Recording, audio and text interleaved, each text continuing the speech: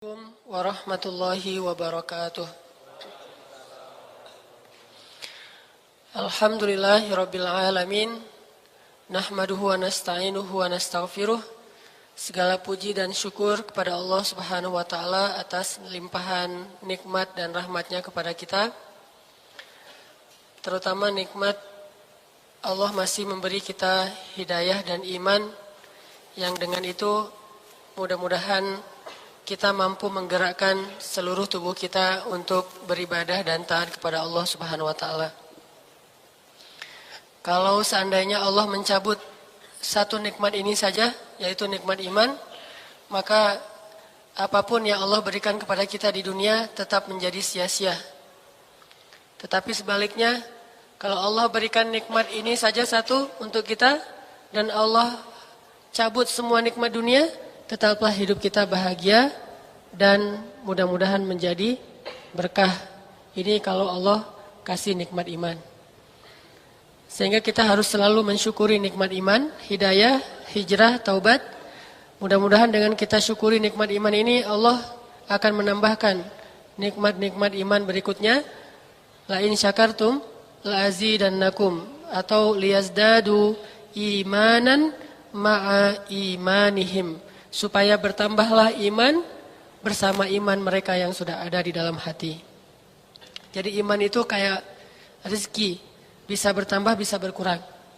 Dan kalau kita mau imannya bertambah, adalah dengan mensyukurinya. Sama seperti rezeki bertambah dengan mensyukurinya.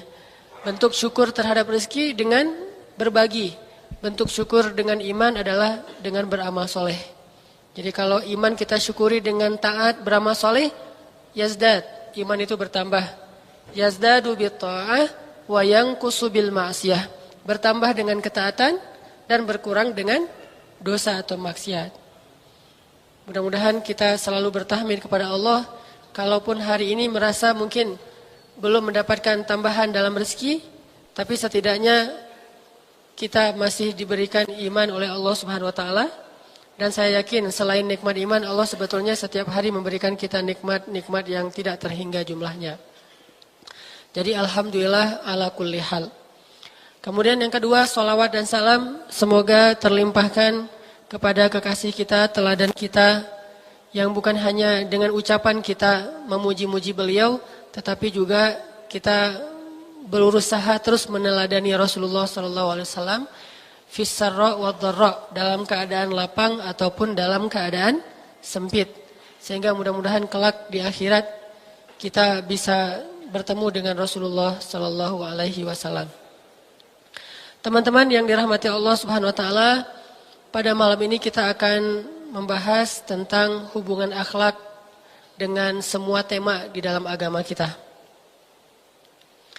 Ternyata akhlak ini dalam Islam Allah titipkan dalam semua bab. Jadi kita bahas bab apapun dalam agama, dalam kitab-kitab fikih, tafsir, hadis, bab apapun ternyata di dalamnya Allah titipkan nilai-nilai akhlak. Sehingga seolah-olah tidak sempurna suatu urusan dalam agama kecuali urusan itu dibingkai dengan akhlak. Bab akidah ternyata di dalamnya ada akhlak. Bab ibadah ternyata di dalamnya ada akhlak. Bahkan bab jihad sekalipun yang identik dengan kontak fisik ternyata di dalamnya ada akhlak. Bab pribadi, bab keluarga, bab dagang, sampai bab kepada budak, bahkan kepada hewan dan tumbuhan pun ternyata di dalamnya ada akhlak. Bahkan sampai kepada bab marah saja tetap ada nilai akhlaknya. Yang biasanya kalau marah mah udah marah aja, ternyata marah pun di dalam Islam ada bingkai akhlak. Sehingga tetap kita marah, kadang di suatu tempat, di suatu kondisi kita harus marah, cuman marah kita itu tidak boleh kehilangan kendali akhlak. Ini menunjukkan bahwa akhlak ini salah satu di antara tema Islam yang luar biasa pentingnya, sehingga siapapun yang mengabaikan akhlak dalam urusan hidupnya, berarti dia mengabaikan sebagian besar dari ajaran-ajaran Islam. Sama seperti iman. Sama seperti ikhlas. Ngelakuin apapun harus ikhlas dan iman. Adegan apapun harus disertai dengan keimanan dan keikhlasan. Aktivitas apapun harus disertai dengan keimanan dan keikhlasan. Maka begitu juga dengan akhlak. Sehingga apapun yang kita lakukan kita harus bertanya, ini nilai moralnya apa? Unsur akhlaknya apa? Dan yang saya maksud dengan akhlak di sini adalah bermanfaat untuk orang lain. Kalaupun tidak bermanfaat untuk orang lain, minimal tidak mengganggu orang lain. Tidak menyusahkan orang lain. Tidak merugikan orang lain. Jadi kalau nggak bisa dalam satu aktivitas kita kasih manfaat buat orang lain, minimal aktivitas kita ini jangan sampai merugikan atau menyusahkan orang lain. Itulah nilai akhlaknya. Sehingga kita selalu tanya, bahkan kita beribadah pun kita harus tanya, ini ganggu orang lain nggak nih? Sampai beribadah, nanya, ini ganggu orang lain nggak? Nanti kita bahas dalil ayatnya, dalil hadisnya, cerita-ceritanya. Ternyata di dalam ibadah aja yang kita harusnya tuh cuma mikirin dengan Allah doang. Oh ini kayaknya ibadahnya udah sesuai sunnah nih. Oh ibadahnya nih udah sesuai fikih.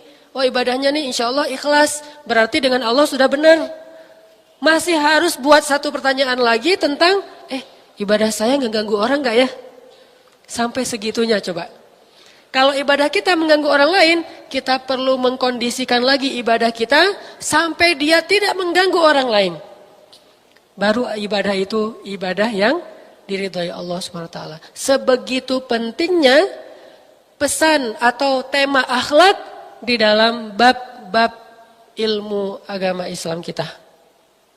Maka pada malam ini saya pengen sharing dengan teman-teman hubungan antara akhlak dengan semua bab di dalam agama, mulai dari bab yang paling penting yaitu bab akidah sampai kepada bab yang paling sepele yaitu bab interaksi kita dengan semesta seperti hewan ataupun makhluk yang lain. Coba kita awali dulu dengan membaca firman Allah yang sangat terkenal tentang akhlak Nabi yang ada di dalam surat Al-Qalam, surat 68 dari ayat pertama. Teman-teman bisa buka Al-Quran, surat Al-Qalam, surat 68 dari ayat pertama.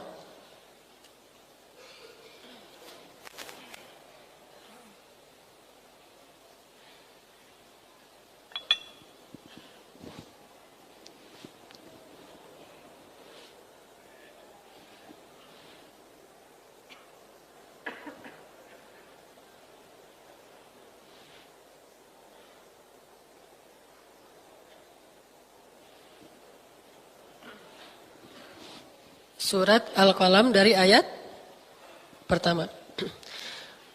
A'udzu billahi minasy syaithanir rajim.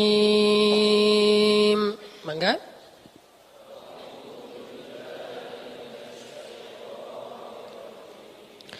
Bismillahirrahmanirrahim.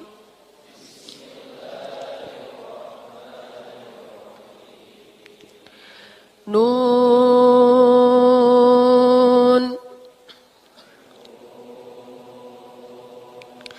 wal qalami wa ma yasturun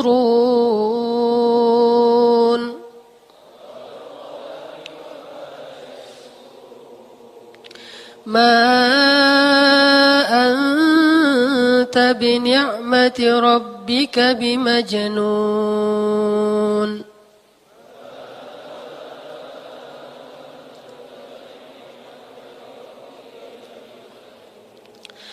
Wa inna laka la ajran ghayra mamnun.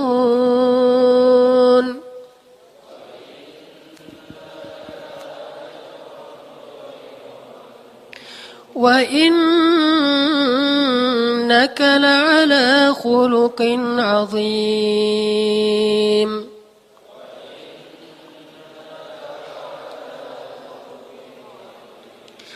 Wa innaka la'ala khuluqin 'azim.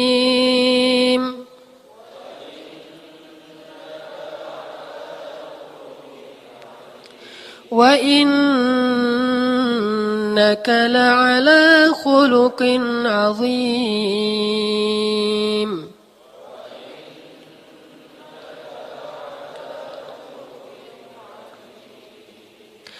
فستبصر ويبصرون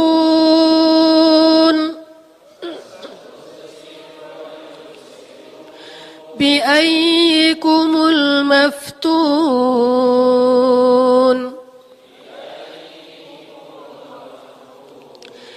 إن ربك هو أعلم بمن ضل عن سبيله وهو أعلم بالمهتدين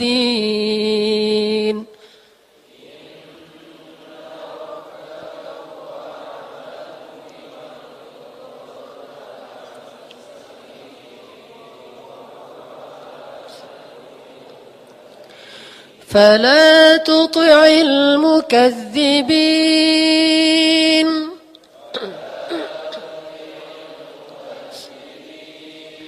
ودوا لو تدهن فيدهنون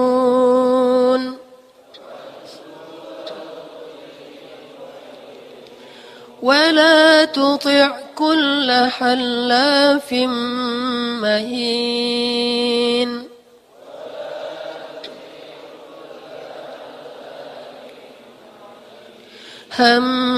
هماز مشاء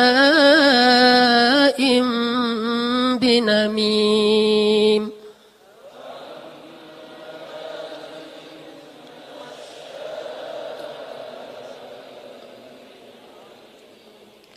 مناع للخير معتد أثيم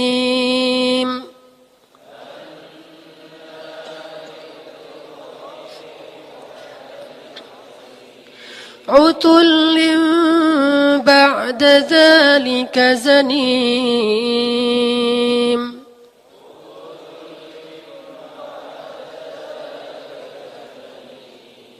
أن كان ذا مال وبنين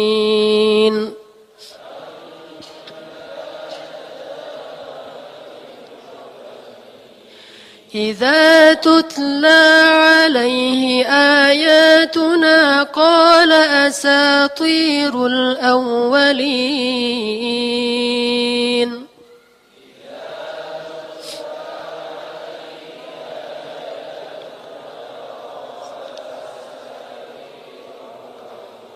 سنسمه على الخرطوم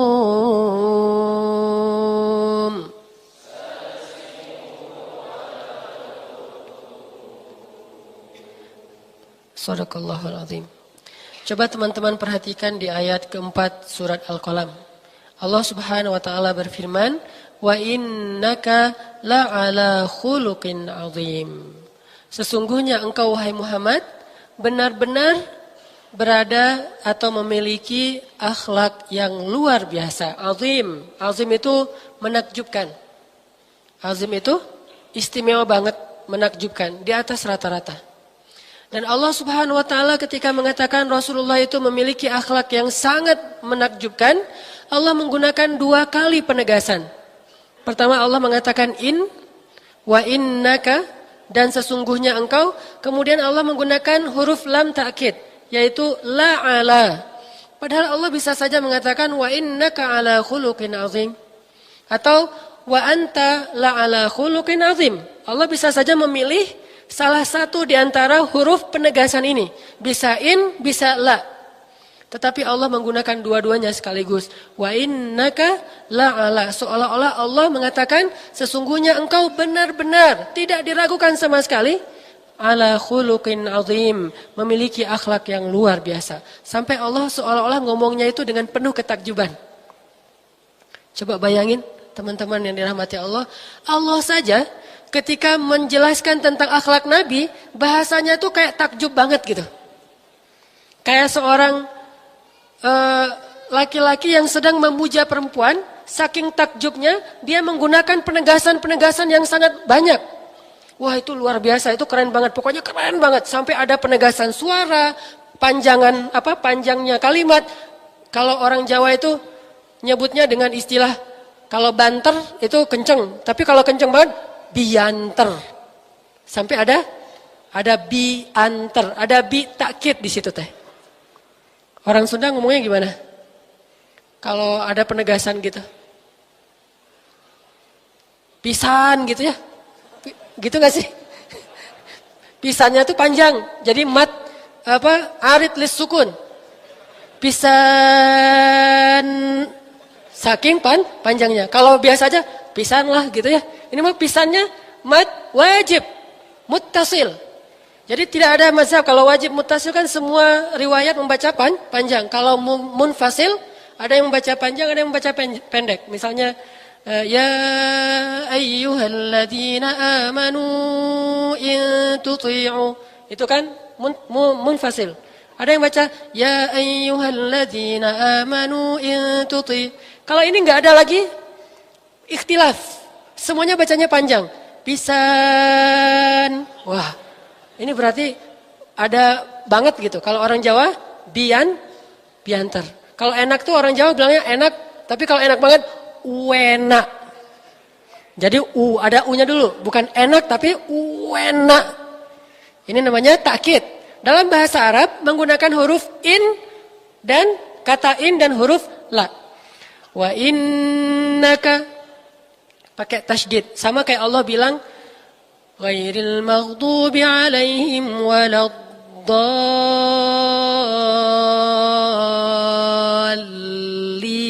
Udah do-nya panjang pakai tasydid pula.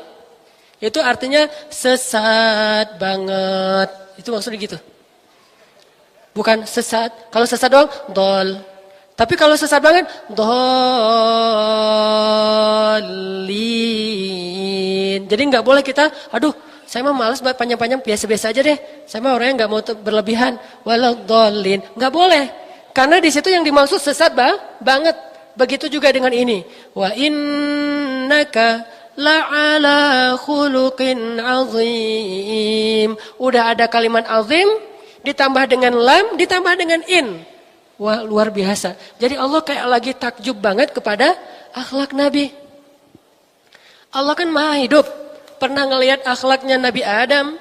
Pernah melihat akhlaknya Nabi Nuh. Pernah melihat akhlaknya Ibrahim.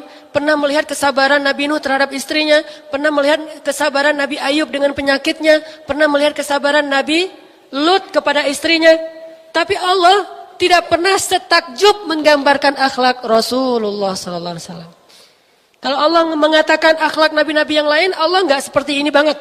Ini kelihatan banget. Jadi kayak ada aura takjub dari Allah dengan mengatakan wa innaka la'ala khuluqin azim. Sesungguhnya engkau benar-benar memiliki akhlak yang sangat istimewa. Ini menunjukkan bahwa Allah Subhanahu wa taala sangat cinta kepada Rasulullah.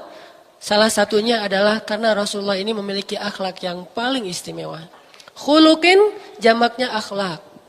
Memiliki akhlak yang luar biasa. Jadi kalau kita bilang akhlak itu sebetulnya jamak. Kalau satu khuluq.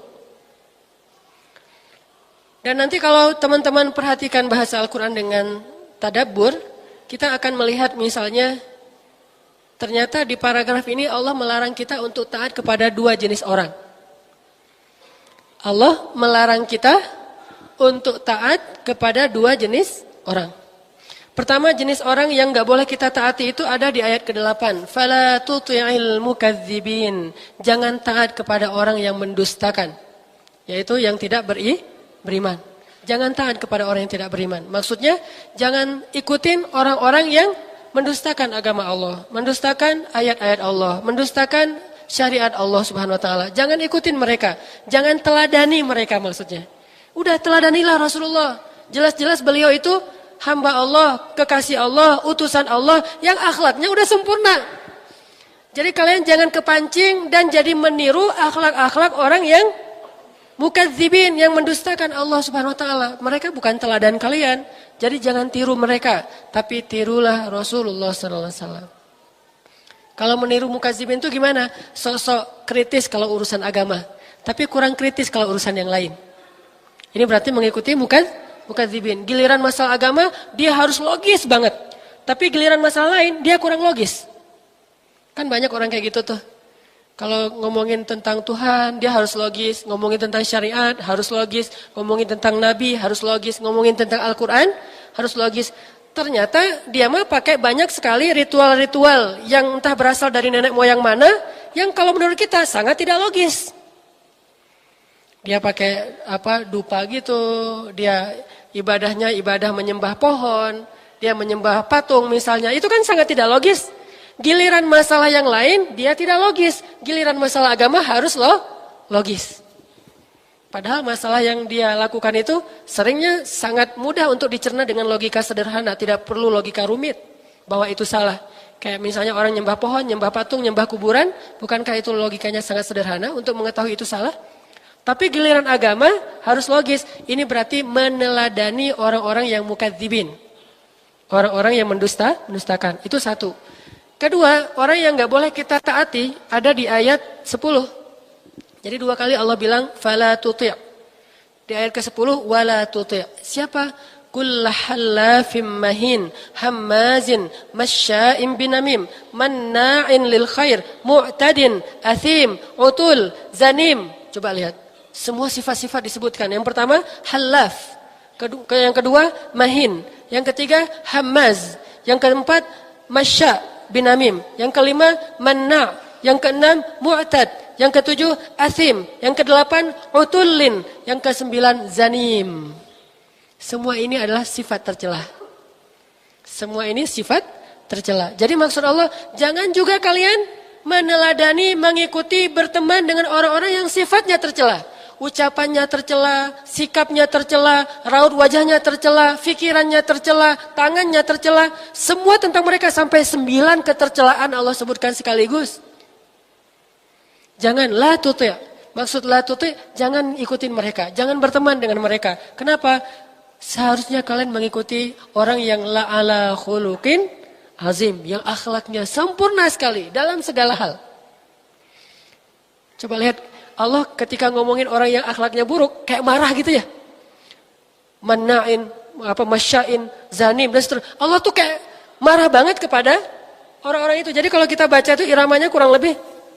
فلا تطع المكذبين ودوا لو ولا تطع كل حلاف مهين هماز مشاء بنميم مناع للخير معتد أثيم عتل زنيم. Seolah-olah Allah ngomongnya kayak gitu.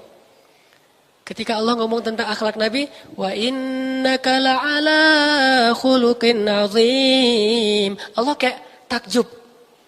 Tapi giliran ngomong akhlak yang buruk, Allah langsung pakai istilah. Ini kalau kita fahami sense bahasanya, di situ semua rata-rata pakai tasydid. Coba perhatikan, ada tasydid di setiap sifat itu. Halaf, ada tasydid ya. Kemudian mahin, oke. Hammaz, ada tasydid. Masya, ada tasydid. Manna, ada tasydid. Kemudian mu'tad, udah jelas. Athim, pakai ya. Asim itu bisa asim, bisa asim. Ada 2 istilah bahasa Arab. Bisa asim, bisa asim. Kalau asim, panjang A-nya itu biasa. Tapi kalau iya-nya yang panjang itu luar biasa. Asim, Allah ngomongnya gitu, bukan asim. Kalau asim, orang yang berdosa. Kalau asim, senang dengan dosa. Kalau asim, orang yang berdosa. Semua kita asim. Tetapi tidak semua kita asim, senang dengan udah dosa, senang, terus bangga pula dengan dosa-dosanya itu asim banget. Bukan asin banget ya, asim. Terus utullin, ada tasydid, kemudian zanim, juga pakai iya. Di sini seolah-olah Allah tuh lagi marah banget gitu. Ketika membahas tentang akhlak yang tercela, Allah tuh kayak nggak senang banget dengan akhlak-akhlak itu. Sampai Allah menggunakan tasydid ya untuk menunjukkan bangetnya. Dan Allah katakan wala tuti'. Jangan kalian mengikuti orang yang kayak gitu. Bahkan Allah mengancam di ayat terakhir yang kita baca tadi ayat 16, sanasimuhu 'alal khurtum. Allah pakai bahasa celaan. Allah pakai bahasa kayak, dan hanya Allah yang boleh mencela makhluknya. Makhluk tidak boleh saling mencela. Hanya Allah yang boleh mencela makhluknya. Sanasimuhu 'alal khurtum. Apa artinya? Akan kami seret dia dengan menarik apanya? Khurtum, belalainya. dengan menarik belalainya. Allah tidak menggunakan dengan menarik hidungnya. Kalau hidung itu manusia. Kalau belalai bukan manusia. Saking Allah marah kepada orang yang buruk akhlaknya. Sampai Allah menggunakan istilah yang tidak ada pada diri manusia. Saya tidak menyebutkan apa. Yang jelas tidak ada pada diri manusia. Sanasimuhu alal khurtum. Kami tarik entar belalainya. Bukan Allah bilang kami tarik entar hidungnya. Atau kami jewer telinganya. Atau kami tarik, apa ini? Ya itu, jambangnya. Dulu kan suka gitu kalau nggak ngerjain PR, udah ke depan. Kenapa tidak mengerjakan PR? Lembut sih, cuman lembutnya jelek gitu dan menyakiti. Bu, mending ibu daripada narik ini saya, mending ibu udah bunuh aja saya. Jadi muridnya baper, murid lebay. Dulu belum ada istilah baper lebay, jadi pada polos saja gitu ya ditarik, maaf bu gitu ya. Coba sekarang, bu jangan gitu dong, mending bunuh saja saya. Ini murid dulu dengan sekarang beda. Sanasimuhu alal khurtum, kami tarik belalainya. Bayangin, mana manusia yang punya belalai? Ada manusia punya belalai? Tidak ada. Ini bahasa saking marahnya Allah kepada mereka. Orang-orang yang tercela akhlaknya. Jadi Allah gak suka banget orang yang tercela akhlaknya. Allah, malaikat itu sangat senang duduk bersama orang yang akhlaknya mulia. Dan malaikat itu akhlaknya luar biasa loh. Saya pernah ceritakan dulu ketika malaikat datang tolabul ilmi, mengajarkan ilmu, malaikat Jibril, kemudian duduk di depan Nabi, pakaiannya putih, sorbannya putih, semuanya rapi, wangi, tidak ada bekas-bekas perjalanan jauh. Dan beliau duduk di depan Rasulullah, kemudian bertanya kepada Rasulullah, kemudian melekatkan lututnya dengan lutut Rasulullah. Akhlak, bukan teriak-teriak dari jauh. Begitu tingginya akhlak malaikat Jibril alaihissalam. Begitu juga ketika Jibril datang ke rumah Khadijah. Dan waktu itu belum ada ayat hijab sebetulnya, masih di Mekah. Kan ayat hijab turunnya belakangan. Nah ternyata ketika Jibril datang berkunjung ke Rasulullah waktu itu masih ada rumah Khadijah. Jibril nggak langsung mau masuk aja. Kan malaikat gampang tinggal tembus tembok kan ya. Kayak jin dan jun atau tuyul mbak yul gitu kan. Tinggal tring tembus tembok kan gampang tuh. Kenapa malaikat Jibril tidak menembus tembok? Padahal malaikat Jibril pasti bisa nembus tembok. Karena memuliakan perempuan. Memuliakan Khadijah. Jadi malaikat Jibril tetap tok tok tok. Ketuk pintu. Udah ketuk pintu, assalamualaikum. Belum terdengar suara, assalamualaikum. Dan malaikat Jibril by the way, ketika ketuk pintu, beliau menghadap membelakangi pintu, bukan menghadap ke arah pintu. Jadi kalau kita ketuk pintu, jangan gini.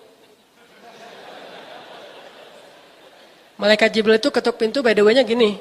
Assalamualaikum. Takutnya yang buka Khadijah, dan ternyata belum siap, gak sengaja ngelihat aurat dan itu membuat dia malu sehingga ketuk pintunya membelakangi. Padahal malaikat Jibril juga kalau mau pakai tembus pandang juga bisa kan ya. Orang matanya malaikat beda dengan mata kita. Teknologi kita aja bisa bikin tembus pandang dinding apalagi teknologi malaikat. Tapi malaikat waktu itu nggak mau pakai teknologi tembus pandang. Dia mau pakai teknologi manusia aja yang nggak bisa ngelihat ke balik dinding. Assalamualaikum. Terus ketika Nabi buka, waalaikumsalam. Oh, Jibril masuk. Apa pertanyaan Jibril coba? Apakah Khadijah sudah menutup aurat? Apakah Khadijah sudah berhijab? Apakah Khadijah sudah siap? Kalau enggak, Jibril enggak mau masuk. Saking memuliakan ini akhlak. Makanya Allah, malaikat, dan juga orang-orang soleh sangat cinta kepada orang yang punya akhlak tinggi. Walaupun mungkin ibadahnya biasa-biasa aja. Hanya sebatas yang wajib. Walaupun ilmunya pas-pasan. Tetapi saya yakin sekali dari pemahaman beberapa buku dari ulama. Ternyata akhlak yang tinggi itu menunjukkan kedalaman ilmu seseorang. Sempurna akhlaknya. Dan Allah terlihat sekali di dalam paragraf ini. Betapa takjub kepada sosok yang akhlaknya tinggi. Dan betapa marahnya kepada orang-orang yang akhlaknya tercela.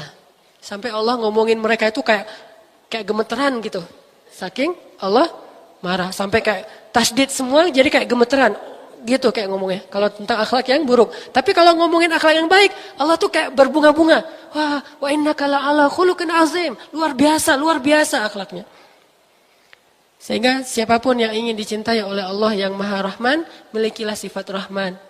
Dicintai oleh Allah yang Maha Rafiq, milikilah sifat Ar-Rifq, yang memiliki akhlak yang mulia.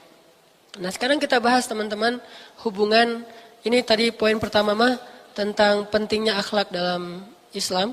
Sebegitu pentingnya sampai Allah kayak menunjukkan ekspresinya dalam ayat-ayat Al-Quran. Makanya ketika kita mentadaburi Al-Quran itu kita akan melihat ada aura ekspresi dengan menggunakan huruf-huruf tertentu atau kaidah-kaidah tertentu, dan itu sense itu nggak akan didapatkan dengan terjemah.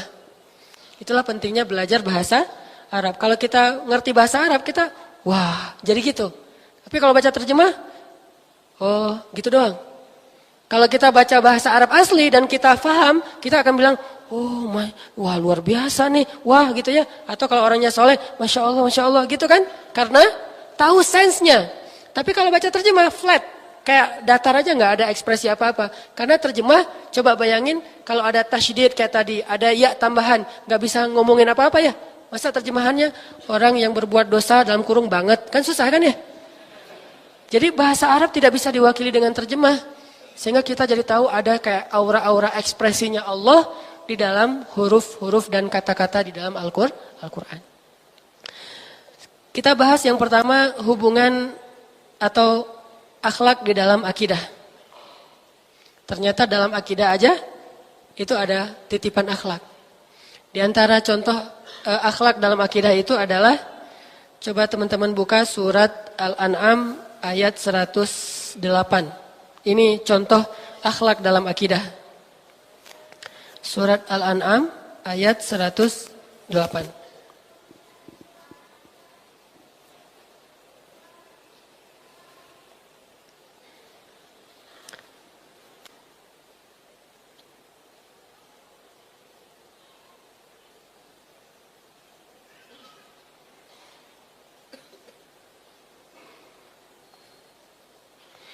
Sudah? Bismillahirrahmanirrahim.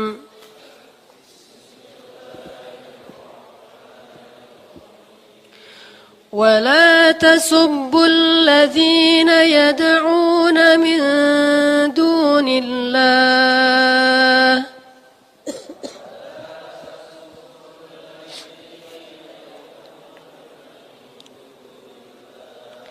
فيسبوا الله عدوا بغير علم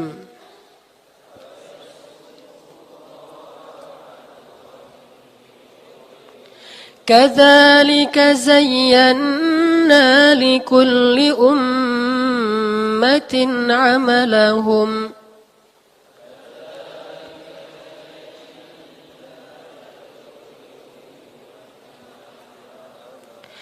ثم إلى ربهم مرجعهم فينبئهم بما كانوا يعملون.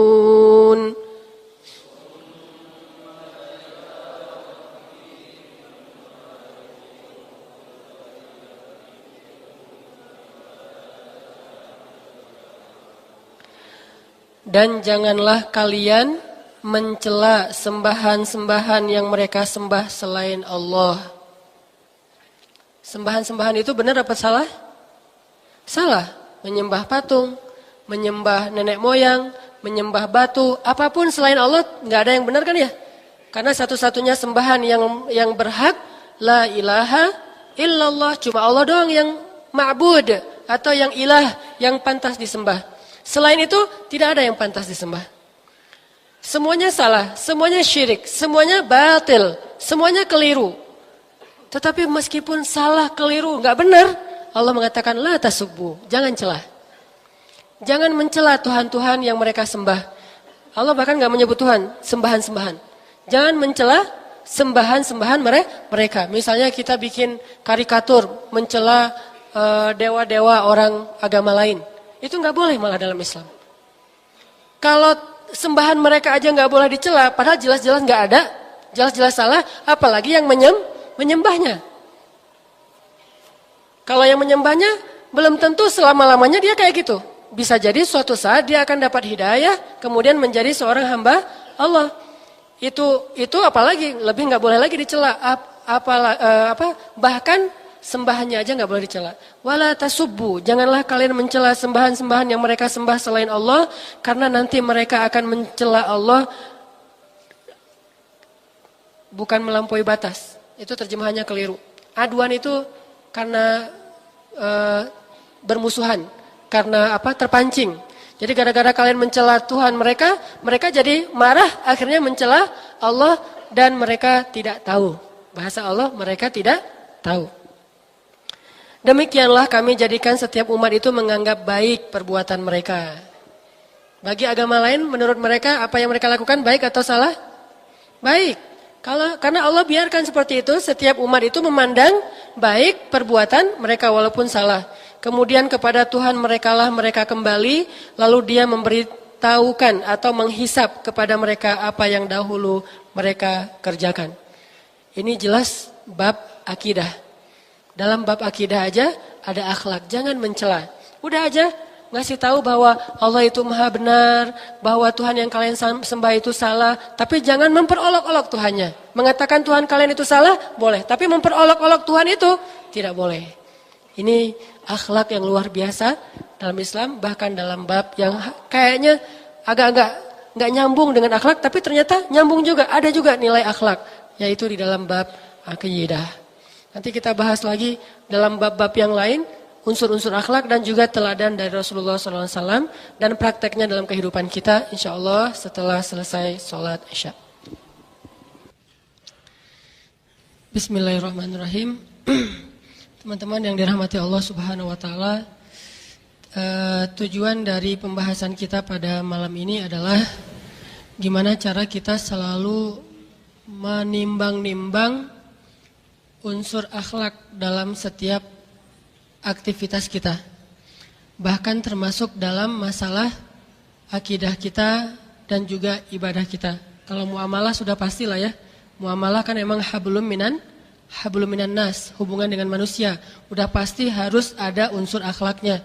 Tapi ternyata yang hablum minallah juga, yang hubungannya kita dengan Allah aja, di dalamnya ternyata juga ada unsur akhlak. Sehingga kita selalu coba menimbang-nimbang, jangan sampai gara-gara akidah kita kehilangan akhlak.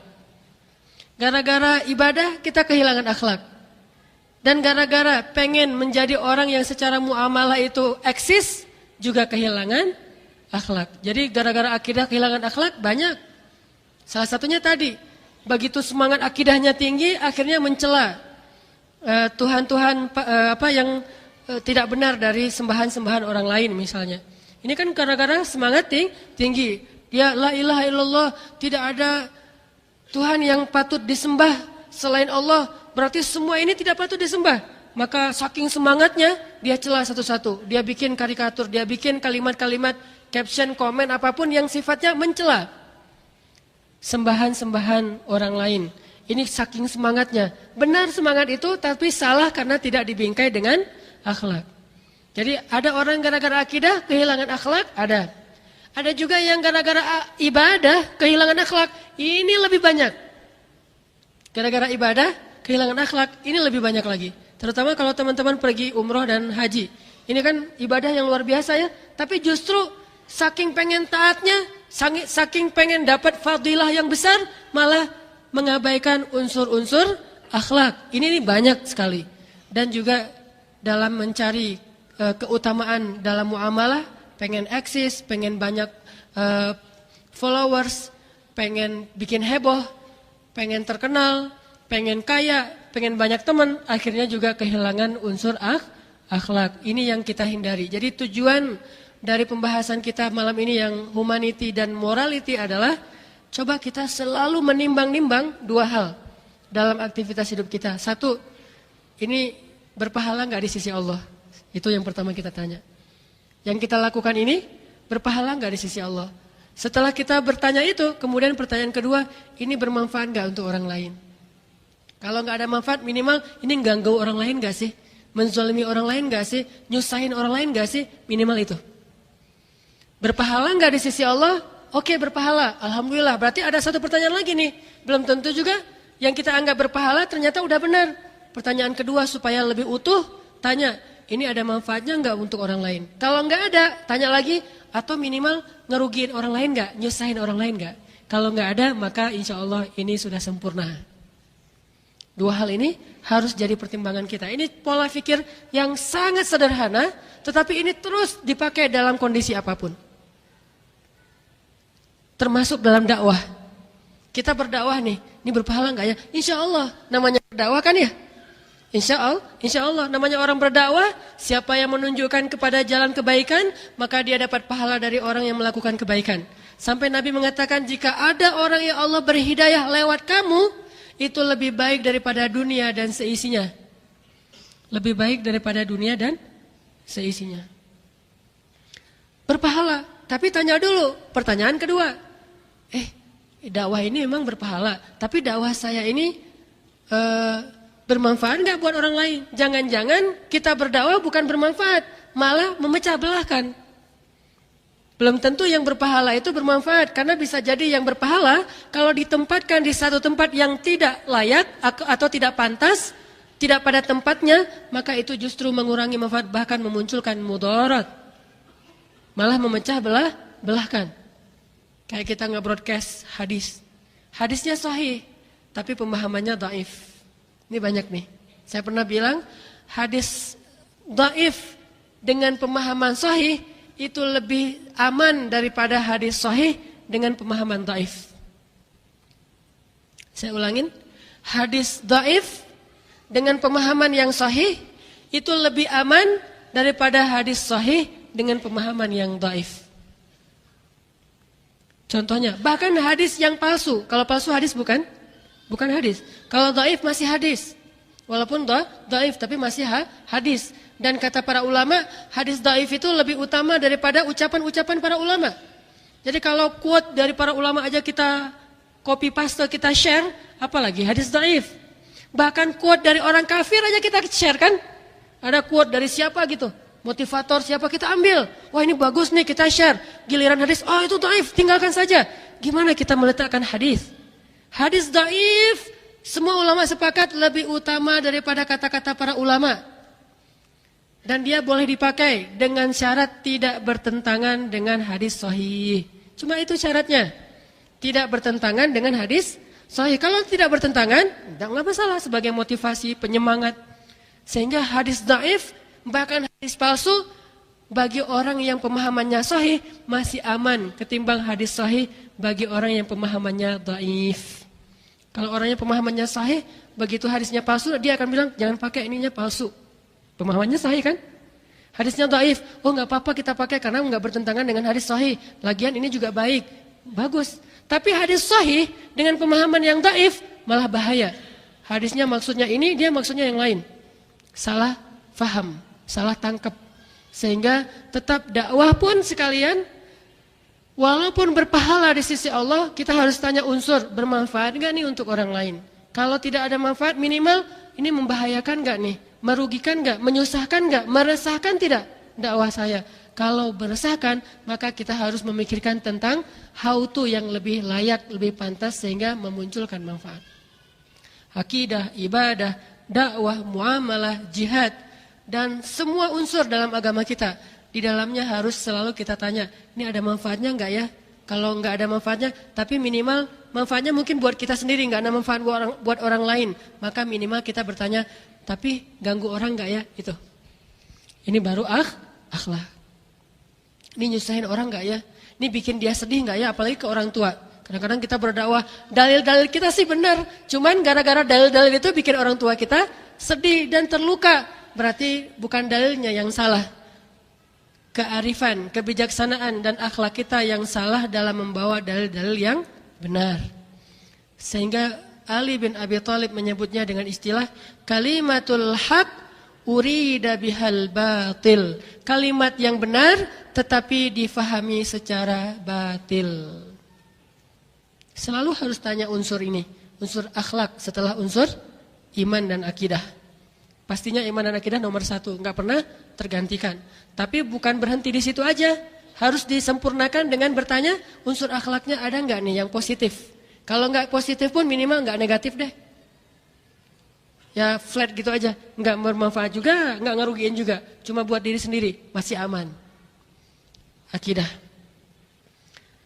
Janganlah kalian mencela sembahan-sembahan mereka sehingga mereka jadi marah lalu mencela Allah tanpa mereka fahami. Ini akhlak.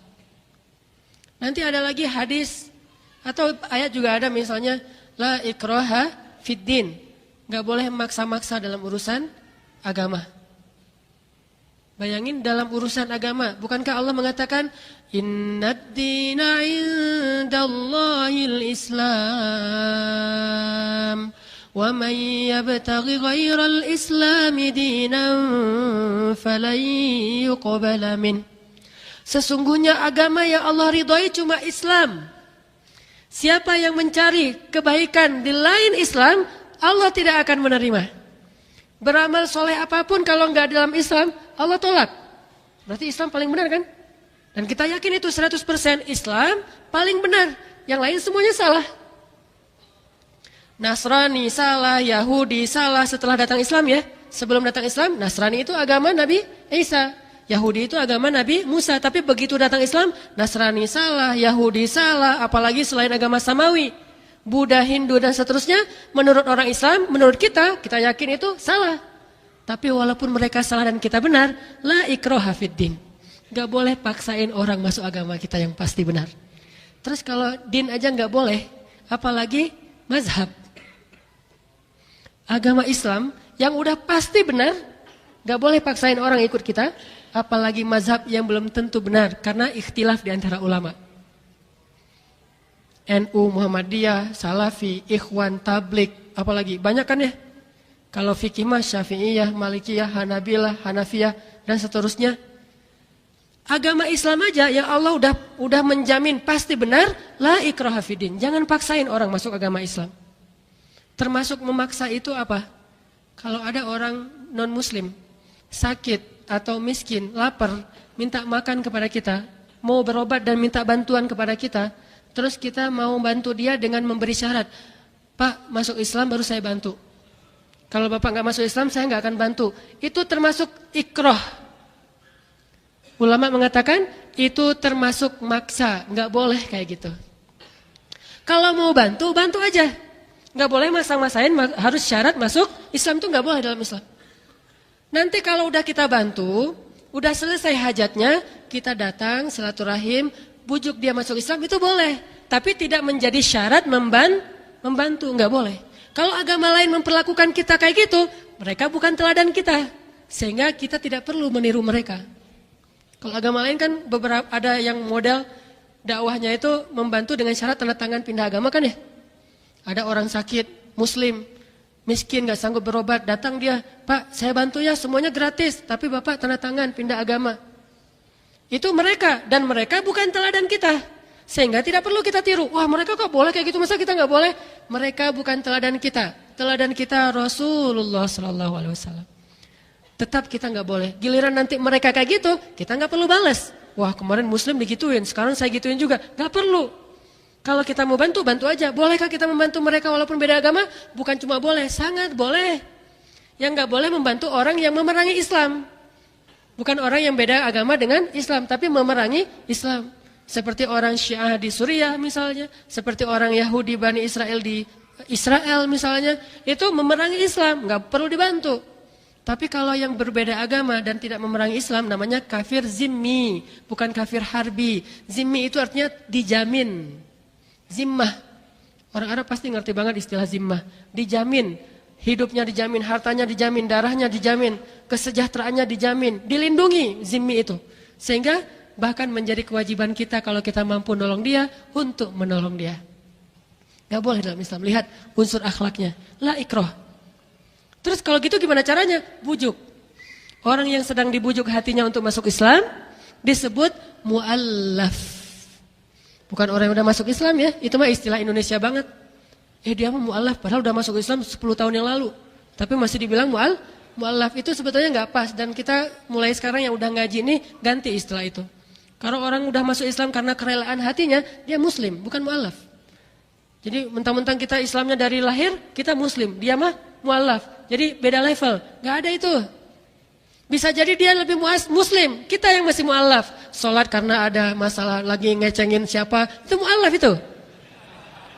Kenapa taklim? Saya lagi ngecengin itu. Mu'allaf. Berarti banyak taklim-taklim para mu'allaf. Kenapa taklim di sana? Wah, saya kemarin pas di tangga gak sengaja ngelihat ada yang, wah kayaknya gua banget gitu. Berharap dia datang lagi. Saya tandain sih warna sendalnya. Jadi begitu masuk ke masjid lihat dulu ada nggak sendal dia.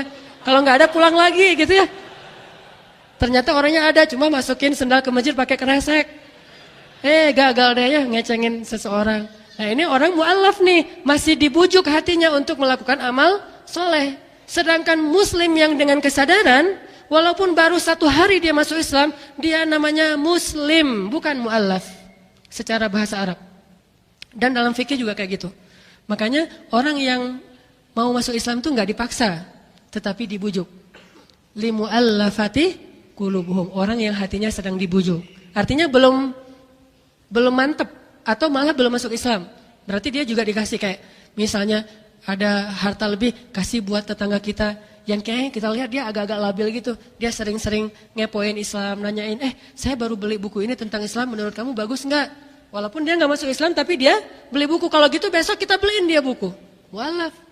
Kita kasih dia hadiah. Mu'allaf. Kita bantu kalau dia butuh sesuatu. Mu'allaf. Sampai akhirnya dia mantap masuk Islam. Begitu cara Islam membujuk hati. Bukan maksa. Tapi kalau bantu dengan syarat, itu maksa. Pernah Umar bin Khattab ya? Mungkin teman-teman yang nonton film serial Umar itu, yang 30 seri itu, tahulah adegan suatu hari ketika Umar jadi presiden, Amirul Mukminin, ada seorang nenek minta uang kepada Umar dari anggaran Baitul Mal. Kan dulu uangnya ditaruh di Baitul Mal. Nah, dia bilang, "Ya Amirul Mukminin, wahai Amirul Mukminin, saya ini seorang nenek yang udah tua, punya banyak hutang. Boleh enggak saya minta sedikit bantuan dari Baitul Mal untuk melunasi hutang-hutang saya? Saya enggak tahu minta tolong ke siapa lagi," kata si nenek teh. Umar mengatakan, "Oh boleh nek, boleh. Sini dibawa."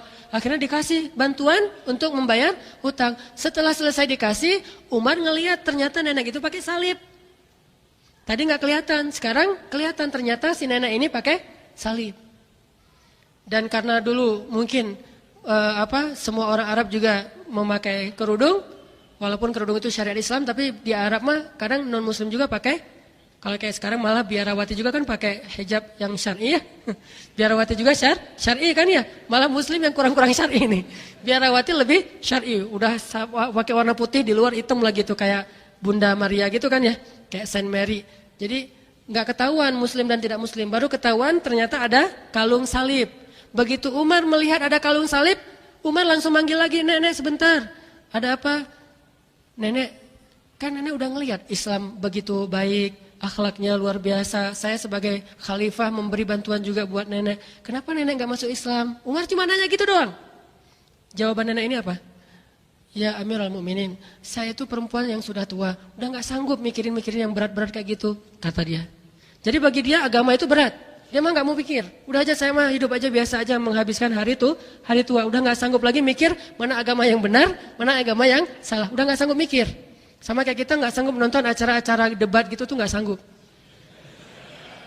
Capek gitu nontonnya. Udahlah cari yang versi lawaknya aja deh gitu misalnya. Karena udah gak sanggup mikir. Nah si nenek ini menganggap agama itu suatu teori yang terlalu berat untuk pikiran dia. Sehingga dia bilang, "Ya Amirul Mukminin, saya tuh udah tua, udah gak sanggup lagi mengikuti hal-hal yang kayak gitu. Udah gak update lah. Saya mah yang gini-gini aja gak apa-apa, agak-agak klasik, jadul gitu. Genrenya ini aja." Dia mah genre agamanya tetap itu. Umar setelah itu membiarkan dia pergi. Tapi ternyata Umar tiba-tiba jadi feeling guilty. Jadi ngerasa kayak bersalah gitu. Saya tuh maksa gak ya? Sampai segitunya Umar, coba hati-hati. Menurut kita maksa gak tuh? Gak maksa kan? Udah dikasih soalnya, baru nawarin. Dan itu cuma menawarkan, gak maksain. Gak ngasih syarat tanda tangan, gak. Cuma nawarin doang. Kayak gitu aja Umar ngerasa feeling guilty. Gimana yang memaksa? Gara-gara feeling guilty akhirnya Umar pergi kepada ulamanya sahabat. Salah satu ulamanya sahabat itu Ali bin Abi Thalib. Pergi kepada Ali, "Ya Abul Hasan, Dan kebetulan Ali juga mertuanya Umar. Nanti Umar menikah dengan anaknya Ali. Ya Abul Hasan. Jadi kalau ada yang bilang Umar sama Ali itu musuhan, agak-agak aneh ya. Saya cari orang yang paling saya benci, saya lamar anaknya. Kan gak mungkin ya. Justru karena saya mencintai orang itu, saya pengen menikah dengan anaknya, kan itu wajar. Tapi kalau gara-gara saya benci banget tuh sama orang, akhirnya saya pergi ngelamar anaknya, kan agak-agak gimana gitu kan. Mau gak misalnya teman-teman ngelamar anak seseorang yang sekarang lagi rame misalnya, kan gimana tuh? Kan aneh gitu misalnya. Kalau misalnya gak suka, ya gak mungkin dilamar. Mustahil Umar menikahi anaknya Ali gara-gara terlalu benci kepada Ali. Mustahil. Ditambah lagi Umar memberi nama putra-putranya, Ali memberi nama putra-putranya itu dengan nama Umar. Putra dari istri Ali yang berikutnya dikasih nama Abu Bakar. Nama istri Ali yang berikutnya Asma bintu Umais. Asma bintu Umais yang pernah nikah sama Ja'far, terus nikah sama Abu Bakar, terus yang terakhir nikah sama Ali. Ini cewek nih nikah sama dua orang yang dianggap musuhan. Pertama nikah sama Abu Bakar, besoknya nikah sama Ali ketika Abu Bakar wafat. Masa sih, gimana ceritanya nih? Wah, saya nikahin dua orang yang saling bermusuhan, saling benci gitu. Pertama suami saya Abu Bakar, dia benci banget sama Ali. Sekarang saya nikah Ali, dia juga benci sama Abu Bakar. Nggak mungkin. Kemudian dari Asma bintu Umais, Ali itu dikaruniai 3 orang putra. Yang pertama namanya Abu Bakar, yang kedua namanya Umar, yang ketiga namanya Utsman. Coba bayangin, mungkin nggak saya gara-gara benci banget sama seseorang, saya kasih nama anak saya nama dia? Nggak mungkin kan? Dek, namanya siapa? Fir'aun, Firaun kenapa? Soalnya bapak saya mah benci banget sama Firaun, makanya saya dikasih nama Firaun. Kan mustahil kan? Nggak mungkin. Adik namanya siapa? Namrud. Anak pertama Firaun, anak kedua Namrud, anak ketiga Dajjal. Wah, mustahil kan ya? Gimana ceritanya? Saking bencinya nih. Saya pokoknya benci banget sama Dajjal. Kalau saya punya anak laki-laki, saya kasih nama itu Dajjal. Biar saya terlalu teringat dengan Dajjal. Hei Dajjal, gitu. Kan astagfirullahaladzim, mustahil. Jadi nggak mungkin seorang Ali bin Abi Thalib yang solih, yang akhlaknya mulia, yang banyak ilmu, menamakan anaknya dengan semangat baper. Menamakan anaknya dengan semangat baper. Kalau ada orang yang bilang Ali benci kepada Umar dan Abu Bakar, berarti dia suudzon sama Ali. Bukan cuma suudzon sama Abu Bakar dan Umar, tapi juga suudzon kepada Ali. Jadi melenceng, balik lagi deh. Intinya yang mau disampaikan akhlak ya. Intinya jaga akhlak dalam semua unsur. Termasuk masalah nggak boleh maksain orang masuk Islam. Padahal Islam itu udah pasti benar. Terus ada lagi hadis, "Man kana yu'minu billahi wal yaumil akhir falyukrim dhaifah. Wa man kana yu'minu billahi wal yaumil akhir falyukrim jarah." Siapa yang beriman, ini bab akidah nih. Siapa yang beriman kepada Allah dan hari akhir, akidah nih, rukun iman. Siapa yang beriman kepada Allah dan hari akhir, hendaklah memuliakan tamu, akhlak. Dan siapa yang beriman kepada Allah dan hari akhir, hendaklah memuliakan tetangga, akhlak. Ternyata akhlak dengan iman itu hubungannya sangat dekat dengan akidah. Bahkan ciri orang beriman, akhlak. Ciri orang akidahnya baik, dengan tetangganya baik. Ciri orang yang akidahnya baik, dengan tamunya baik. Apalagi dengan orang tuanya, apalagi dengan keluarganya, dengan pasangannya, dengan gurunya. Mustahil dia akhlaknya buruk. Mustahil dia beriman kalau akhlaknya buruk. Mustahil. Pasti ada masalah dengan keimanannya. Makanya Nabi mengatakan, "Man kana yu'minu billahi wal yaumil akhir falyukrim." Ikram itu bagian dari akhlak. Ini hubungan akidah atau iman dengan akhlak. Kemudian sekarang kita bahas hubungan ibadah dengan akhlak. Yang paling terkenal mah hubungan ibadah dengan akhlak itu ayat innas sholata tanha anil fahsya wal munkar. Teman-teman tahu bedanya fahsya dan munkar? Sama-sama dosa nih. Fahsya itu dosa, munkar itu dosa. Bedanya apa? Kalau fahsya itu dosa yang menghinakan diri sendiri, itu fahsya. Yang menghinakan diri sendiri. Kalau munkar, dosa yang merugikan orang lain, itu munkar. Makanya ta'muruna bil ma'ruf wa tanhauna 'anil munkar, bukan wa tanhauna 'anil fahsya. Gimana melarang diri dari dosa? Enggak. Kalau diri sendiri mah belajar memperbaiki. Kalau orang lain mencegah. Makanya ada dosa fahsya, ada dosa mungkar. Kalau dosa fasya, merugikan diri sendiri, menghina diri sendiri, merendahkan diri sendiri, itu fasya. Kayak misalnya minum khamar, itu fasya. Orang lain gak rugi sebelum dia menjadi pengganggu masyarakat. Kalau cuma minum khamar terus jadi ketiduran di jalan sendiri di trotoar karena teler gitu, itu fasya. Tapi kalau udah mengganggu orang lain, membunuh, mencuri, merampok, atau orang yang teler kemudian ganggu orang di jalan dan seterusnya, itu namanya mungkar. Kedua-duanya kerusakan moral. Sehingga sholat harusnya memperbaiki moral. Hubungan ibadah dengan akhlak. Jadi kalau akhlak kita belum baik, pasti sholat kita belum benar. Belum sempurna. Ternyata benarnya sholat itu jangan hanya diukur dari angle fikih. Fikihnya sih udah sholat dengan sifat sholat Nabi banget tuh.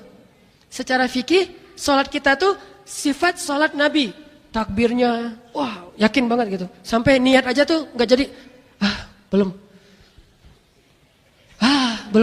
Berkali-kali gitu, saking pengen bener sholatnya ya. Orang udah selesai Al-Fatihah, dia niat dulu belum beres-beres. Pas Allah. Berat banget, jadi dia takbir itu kayak orang lagi tenaga dalam gitu deh. Udah lama. Saking teliti dalam urusan, dan kita husnuzan orang kayak gini berarti insya Allah dia mah sangat menghargai Allah dan sangat hati-hati berhadapan dengan Allah, dan itu mah pilihan masing-masing. Kalau saya nggak kayak gitu, bukan berarti saya lebih baik dari dia. Cuman kadang-kadang saya juga agak lucu gitu. Di sebelah saya ada yang kayak gitu, saya jadi lagi sholat. Jadi sholat saya nggak benar gara-gara kayak gitu tuh.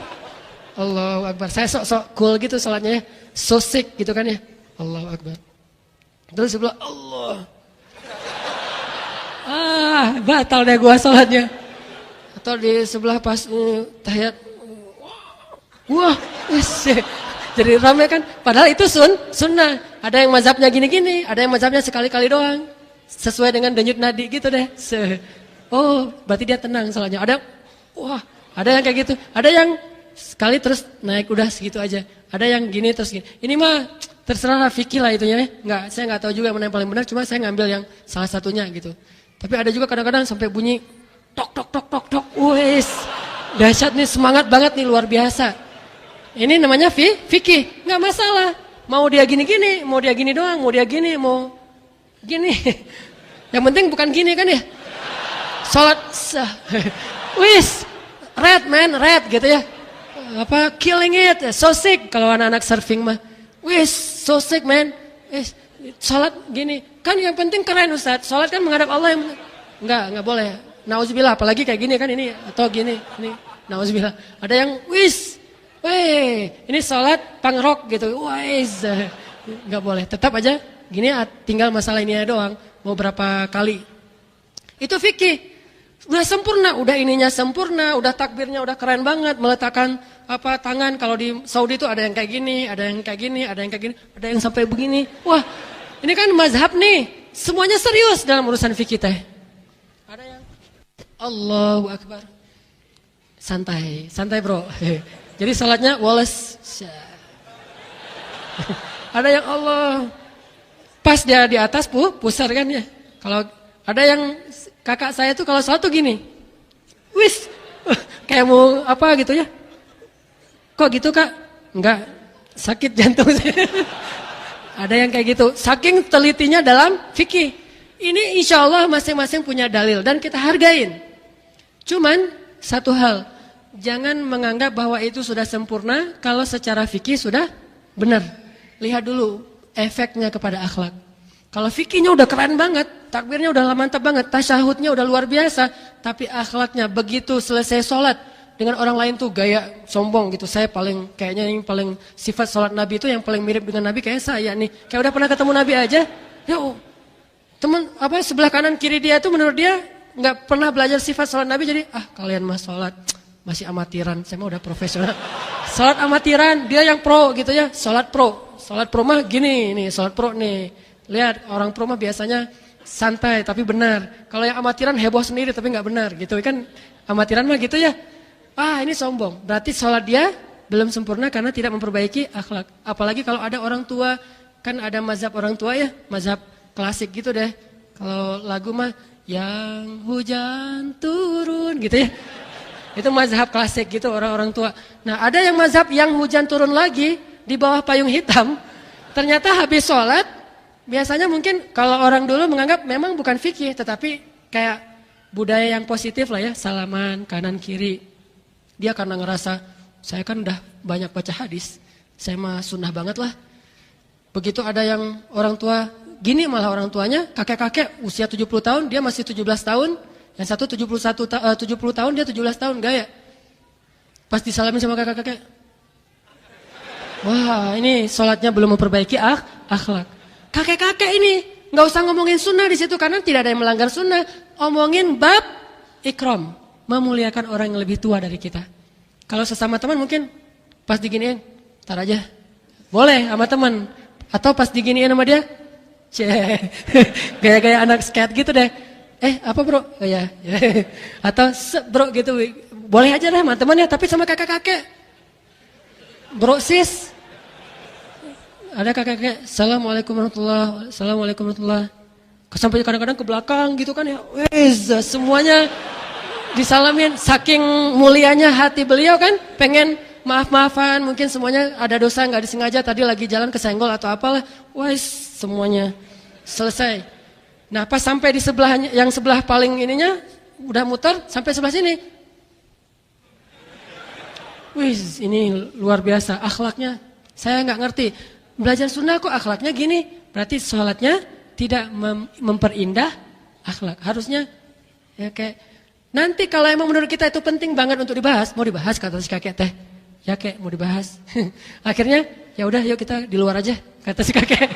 Wah, ngeluarin jurusnya dalil masing-masing. Ini punya dalil, keluarin jurus MMA lah. Mixed martial art jadinya. Udah aja lah kalau kakek-kakek yang mau salaman, hormati dia sebagai orang tua kita. Dan dulu kan ada nasihat ulama, kalau kita ketemu orang tua, kita anggap bahwa dia lebih duluan beramal soleh daripada kita. Kalau ketemu anak muda, kita bilang kita lebih banyak dosa daripada dia. Kalau ngelihat ada orang lebih tua, kita anggap dia lebih duluan beramal soleh daripada kita. Amalannya lebih banyak. Kalau ke anak muda, yang lebih muda dari kita bilang kita lebih banyak dan lebih duluan buat dosa daripada dia. So, gimana kita mau menyombongkan diri? Sehingga pas orang tua gitu, ya, wah. Kalau perlu gitu ya, walaupun nggak perlu gitu, kata si kakek, nggak usah gitu amat juga, keles, kata si kakek. Biasa aja lah gitu. Ini akhlak. Jadi inna sholata tanha, mencegah, menghilangkan fahsya'i wal munkar. Jadi jangan sampai fitnah gara-gara ngaji udah di TSM jadi kayak gitu. Pas salaman, ada yang datang lagi dari belakang, dicoel-coel gitu, mau salaman. Ngaji di mana lo? Di TSM. Saya pernah ngajarin kayak gitu. Orang saya juga kalau disalamin orang tua saya, gitu-gitu deh, sok tawadu gitu. Tawadu aja pakai sok gitu ya. Wes. Tapi nggak akan duluan karena saya nggak nganggap itu sebagai rutinitas yang perlu. Tapi sangat menghargai kalau ada yang kayak gitu. Jadi saya nggak akan ngeduluin. Ini, semuanya silakan satu-satu gitu. Apalagi modelnya gini, mangga. Menganggap dirinya suci, ntar dulu pakai parfum dulu, silakan satu-satu.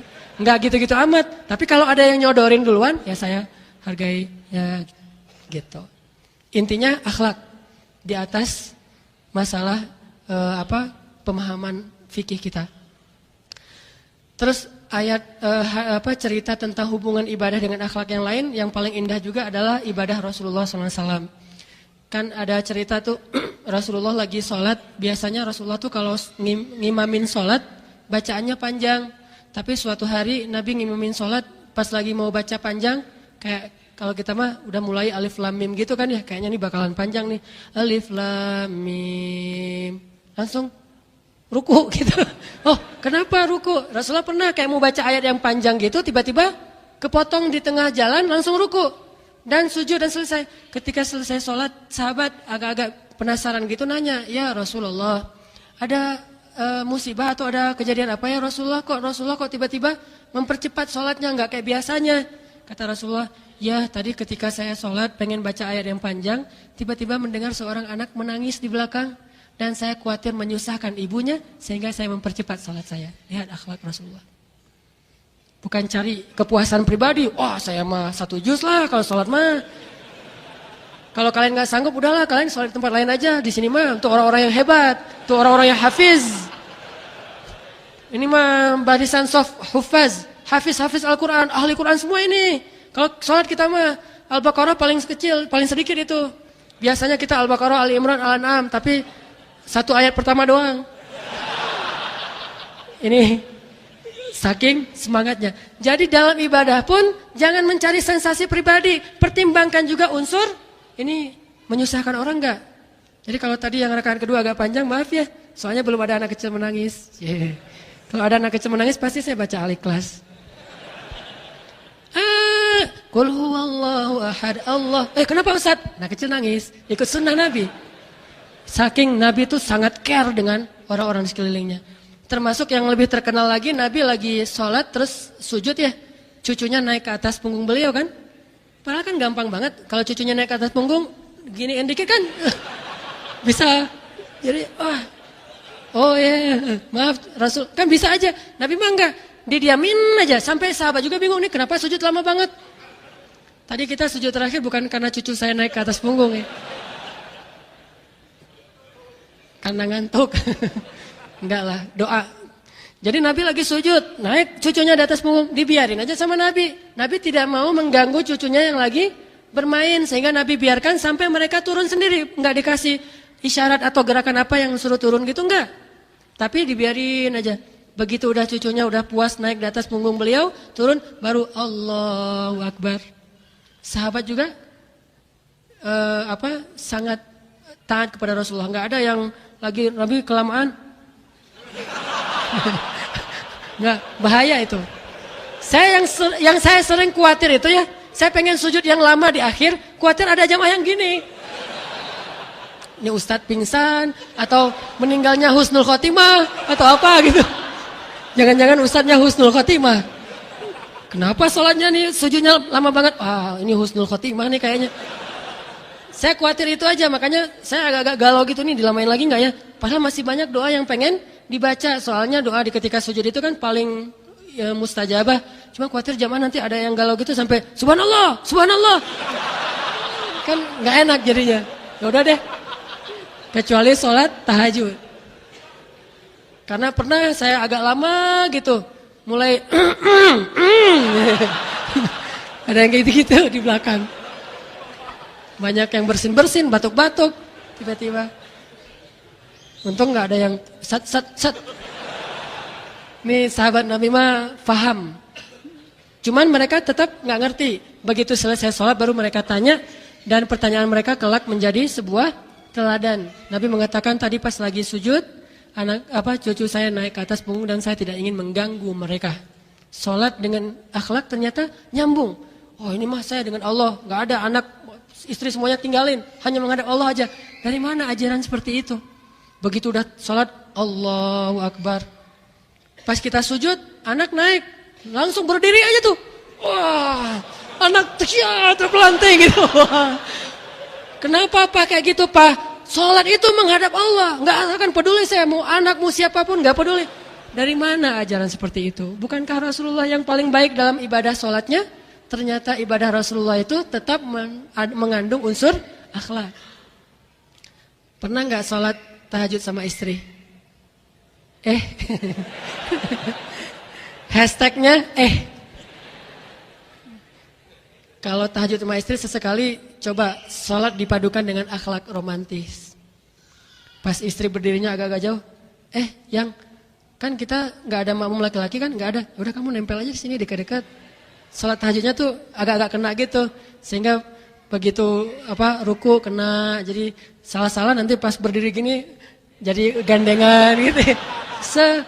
Pengen nunjukin ya Allah kita mah romantis orangnya.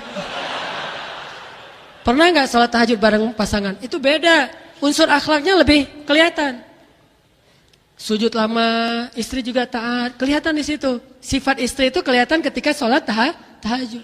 Makanya kalau pengen tahu istri saya ini udah seperti apa sekarang ketaatannya sama saya, bawa sholat dan sujudnya 1 juz. Kalau sujud 1 juz dia masih diam aja, berarti insya Allah dia orangnya taat banget. Kemanapun kita bawa dia ikut. Tapi kalau sujud 1 juz dia juga diam, udah kita bangun tahiyat dia masih diam. Sujud diam, oh, Masya Allah istri saya soleha banget ya. Saya udah baca 1 juz, ketika sujud tuh doanya kayak 1 juz, diam aja dia nggak protes. Tenang, anteng gitu. Pak kita tahiyat, wah Masya Allah lebih soleh dari saya. Ternyata tidur ya.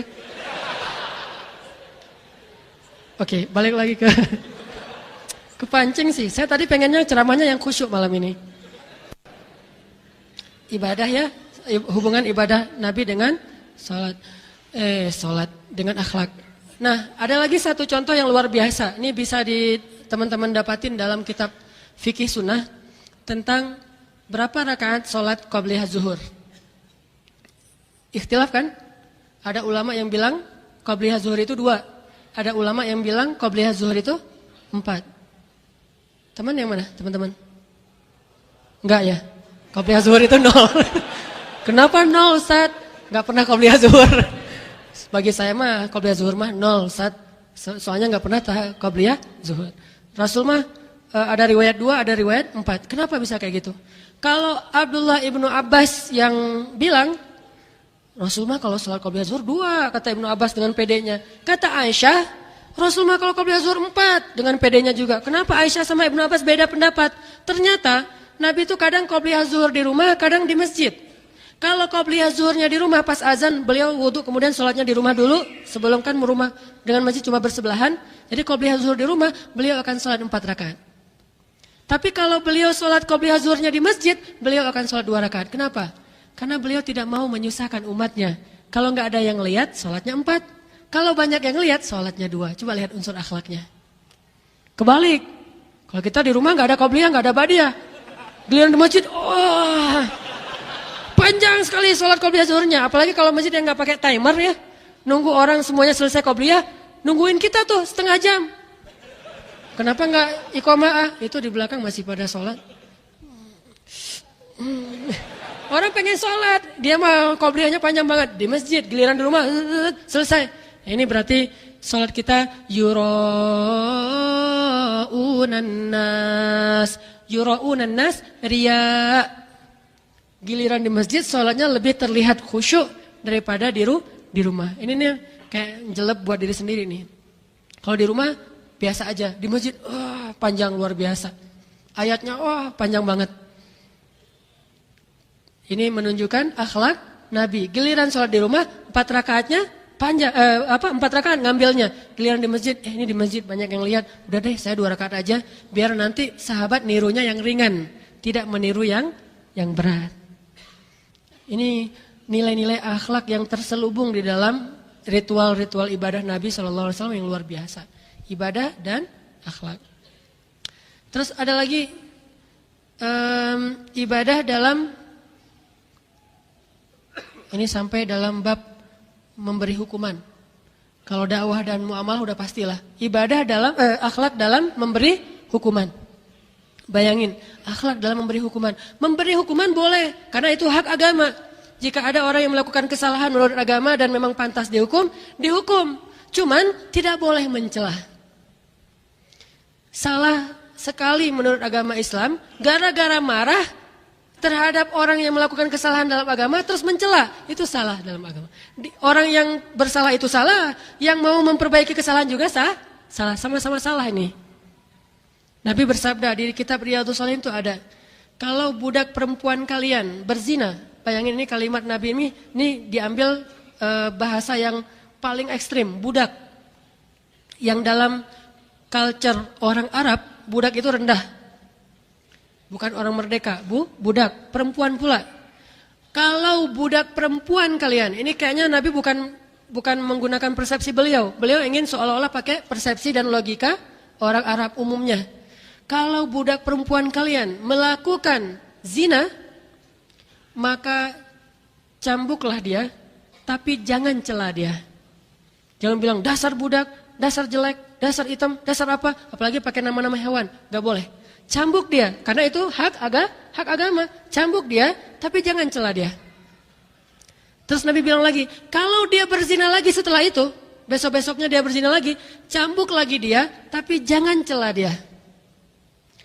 Setelah beberapa lama dia berzina lagi, maka juallah budak itu walau dengan harga seutas tali. Seutas tali, harganya murah sekali, tali rafia gitu. Harganya 5.000, 10.000. Juallah dia walau dengan harga seutas tali, tapi jangan cela dia tetap. Coba lihat bagaimana mengkombinasikan antara hukuman agama, undang-undang, hukum dengan akhlak. Tidak ada yang terpisah dari akhlak dalam agama ini. Sampai bab kayak gitu juga ada unsur akhlaknya. Jadi sejak kapan kita merasa paling setia kepada agama Islam sampai kehilangan akhlak kita? Sejak kapan? Merasa udah paling membela agama Allah sampai saking semangatnya membela agama Allah kehilangan akhlak. Sejak kapan itu berlaku? Apakah kita lebih setia terhadap Islam daripada Rasulullah? Bukankah Rasulullah itu paling baper urusan agama? Paling sensitif urusan agama? Paling kena banget urusan agama, paling sedih banget kalau urusan agama, paling serius kalau urusan agama, tetapi kenapa tetap tidak kehilangan sisi akhlaknya? Karena akhlak nggak bisa dipisahkan dalam bab apapun dalam agama kita. Tetap nggak boleh. Saya sedih ketika kemarin ada adegan misalnya, walaupun adegan-adegan yang lain saya juga sedih, misalnya ada adegan presiden tidak mau menemui ulama, sedih kita. Bukan bab masalah demonya, saya nggak tahu pro yang mana. Ini nanti masalah pilihan masing-masing. Kita boleh pro A dan B dan Z dan segala macam. Cuman bab seorang presiden tidak mau menemui ulama yang udah datang ke depan istana, ini bagi saya ada rasa sedih. Tapi bukan berarti kita boleh mencela. Begitu mencela, kaum muslimin berteriak. Ini yang saya agak-agak lebih sedih lagi. Kenapa celaan diteriakin seolah-olah itu sebuah pembenaran? Bahwa itu hero, bahwa itu hebat. Gak boleh seperti itu. Kita harus tetap menjaga akhlak sebenci apapun kita kepada seseorang. Bahkan walaupun kita pengen menghukum dia, tetap menjaga akhlak. Hukum mah hukum aja, tapi jaga akhlak. Kayak misalnya ada perempuan di zaman Nabi yang berzina itu kan, kemudian mau dirajam aja terus, karena itu hak agama. Tetapi jangan gara-gara merajam, lantas kita mencela dia dengan mengatakan perempuan keji. Gak boleh. Ada lagi seorang laki-laki yang minum khamar. Kalau dia mabuk tuh dia suka ganggu orang di jalan. Ganggu orang gitu. Akhirnya ditangkap sama sahabat. Kata Nabi, ikat dia di tiang masjid. Dulu tiang masjid itu sekalian jadi penjara. Jadi masjid itu bank juga masjid, sholat juga masjid, jihad di masjid mulainya, ngatur-ngatur negara di masjid, penjara juga di masjid. Karena emang belum membutuhkan ruang penjara khusus. Orang diikat di tiang masjid. Setiap sahabat yang masuk masjid dianjurkan oleh Nabi ambil sendal dan pukul dia pakai sendal. Jadi hukumannya tuh kayak gitu. Ambil sendal, mukulnya hanya satu bagian yang boleh di sini. Gak boleh, wah ini kamu dasar. Gak boleh di sini, gak boleh tempat lain. Cuma di sini doang bolehnya. Ini Islam, indahnya Islam. Tapi bukan berarti akhlak mulia, lantas hukum gak tegak, gak boleh juga. Berarti gak adil kan ya? Kalau gitu buat apa kita berbuat baik, mending buat jahat aja sekalian karena gak dihukum juga. Kata orang, katanya agama yang mulia, tapi kok orang masuk neraka? Kalau nggak ada neraka, lantas buat apa kita berbuat baik? Mending kita buat jahat aja, toh nggak akan masuk neraka juga. Justru neraka itu untuk memberi keadilan bagi manusia supaya orang tidak berbuat jahat. Indahnya akhlak Islam, cuman nggak boleh berlebihan. Hukum-hukum aja. Karena dia ganggu orang di jalan, dia diikat di tiang masjid. Setiap mau masuk masjid ambil sendal, pok, masuk masjid. Ambil sendal, pok, masuk masjid gitu. Oh loh, masuk masjid. Tapi ada seorang sahabat. Pas ngambil sendal, saking, ini kayaknya hamasahnya, Masya Allah nih. Orang ini luar biasa, wah saya paling benci dengan kemungkaran. Saya sama sekali nggak ada toleran dengan kemungkaran. Saya ambil sendal, dipukul sambil mengatakan, celaka kamu. Memukul sambil mencela. Nabi langsung menegur, janganlah kamu membantu syaitan untuk mencelakai saudaramu. Yaitu dengan cara mencela, pukul-pukul aja. Tapi jangan dicela. Jangan juga dipuji, udah mukul muji, itu namanya ngenyek ya. Soleh ya. Gak perlu kayak gitu teh. Ini mah basa-basi tingkat dewa ini. Udah aja jangan dicela, jangan dipuji, pukul-pukul aja. Wajah biasa aja, gak usah. Gak usah juga. Ya, gak usah. Ini mah dua-duanya gak balance. Wajah yang dalam serius-serius, ketawa-ketawa, santai-santai, dan seterusnya. Baper juga baper. Kan ada wajah baper tuh, emoticon. Baper, senang.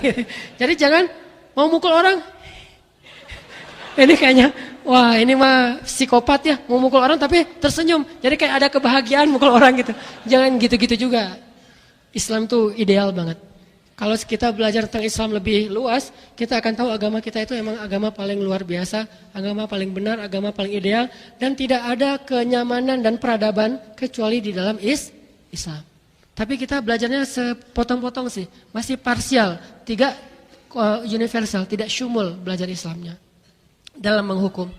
Terakhir, walaupun nggak semuanya dibahas, tapi hanya beberapa hal aja. Bahkan kepada hewan pun, akhlak itu menurut Islam jadi kayak penting banget gitu. Bab hewan aja bisa jadi fatal dalam Islam. Contoh, seorang perempuan yang Nabi pernah ngelihat di dalam api neraka itu gara-gara apa? Membiarkan seekor kucing mati terkurung di rumahnya. Bukan bunuh kucing tuh. Kalau bunuh kucing gimana lagi kan ya?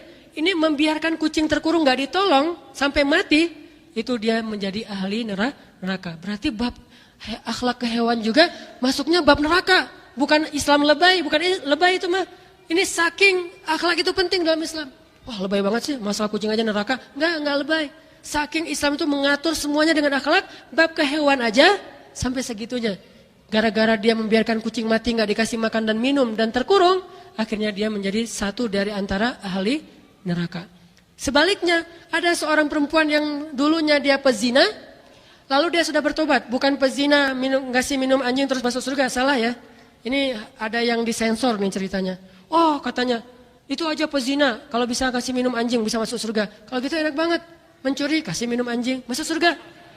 Merampok kasih minum anjing masuk surga. Berzina, kita selingkuh yuk, nanti kita tinggal kasih minum anjing masuk surga. Nggak gitu atuh. Yang sempurna baca kisahnya. Pezina ini sudah bertaubat. Jadi bukan pezina masuk surga. Orang yang bertaubat dari zina masuk surga, itu benar. Kalau pezina masuk surga, nggak ada itu. Nggak ada pezina yang masuk surga. Nggak ada peminum khamar yang masuk surga. Nggak ada pencuri yang masuk surga. Nggak ada pembunuh yang masuk surga. Nggak ada pendosa yang masuk surga, itu nggak ada. Tapi yang ada orang yang bertaubat dari dosa masuk surga, itu semuanya insya Allah seperti itu. Mantan pembunuh, mantan pezina itu masuk surga.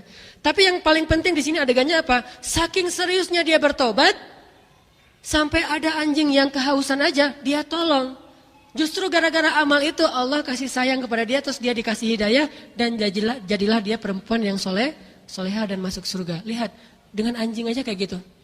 Sehingga walaupun anjing itu adalah binatang yang najis dalam fikih Islam, kan kalau kena liur anjing atau lidah anjing mah harus disamakan ya. 7 kali dibersihkan, salah satunya dengan debu gitu. Jadi air terakhir debu. Jangan dijilat lagi, bahaya. Nah, itu kalau anjing. Tapi gimana pun najis anjing dan mengucapkan kalimat itu gitu, nggak boleh. Tetap aja dia punya hak asasi anjing. Di antara hak asasi anjing, kalau dia haus kita kasih dia minum. Kalau kita membiarkan dia kehausan, kita melanggar hak asasi anjing. Hak asasi anjing. Gak boleh itu dalam Islam. Padahal hewan najis, gimana hewan yang tidak najis? Dan gimana yang bukan hewan, yaitu manusia? Betapa Islam itu luar biasa, makanya gak ada satupun bab dalam Islam yang terpisah dari akhlak, itu gak ada. Gak ada yang terpisah, semuanya ada unsur akhlak. Tinggal kita ngulik, cari tahu, insyaallah kita akan melihat ternyata Islam itu benar-benar wa ma arsalnaka illa rahmatan lil alamin. Dengan ketegasannya ada akhlak, dengan kemarahannya ada akhlak, apalagi dengan kebahagiaan, kelemah lembutan dan hal-hal yang sifatnya baik, pasti ada akhlaknya. Mudah-mudahan ini bermanfaat. Mari kita tutup dengan banyak-banyak beristighfar. Kita kebanyakan ketawa malam ini. Astagfirullahaladzim. Dan paling banyak dosanya kayaknya saya, gara-gara saya jadi orang ketawa. Astagfirullahaladzim. Kan Nabi bilang, kalau kalian tahu apa yang aku tahu, kalian akan banyak menangis dan sedikit tertawa. Salah saya, susah kebawa-bawa. Maaf ya teman-teman, bukan bermaksud memperolok-olok agama atau mentertawakan orang lain. Hanya saya khawatir mungkin materinya terlalu monoton membuat kita agak bosan. Mudah-mudahan itu tidak mengurangi rasa khusyuk kita dan juga menangkap pesan-pesan inti dari tausiah malam ini. Dan saya beristighfar atas kesalahan dan kelalaian ini. أعوذ بالله من الشيطان الرجيم بسم الله الرحمن الرحيم الحمد لله رب العالمين الحمد لله حمدا كثيرا طيبا مباركا فيه اللهم لك الحمد ولك الشكر يا الله لك الحمد ولك الشكر يا رحمن لك الحمد ولك الشكر يا رحيم لك الحمد ولك الشكر يا كريم لك الحمد ولك الشكر يا رؤوف لك الحمد ولك الشكر يا حكيم لك الحمد ولك الشكر يا أرحم الراحمين اللهم يا غفار يا غفار يا غفار اللهم يا غفار اغفر لنا ذنوبنا وكفر عنا سيئاتنا ربنا لا تؤاخذنا إن نسينا أو أخطأنا ربنا لا تؤاخذنا إن نسينا أو أخطأنا ربنا لا تؤاخذنا إن نسينا أو أخطأنا ربنا ولا تحمل علينا إصرا كما حملته على الذين من قبلنا ربنا ولا تحملنا ما لا طاقة لنا به واعف عنا واغفر لنا وارحمنا واعف عنا واغفر لنا وارحمنا واعف عنا يا عفو واعف عنا يا كريم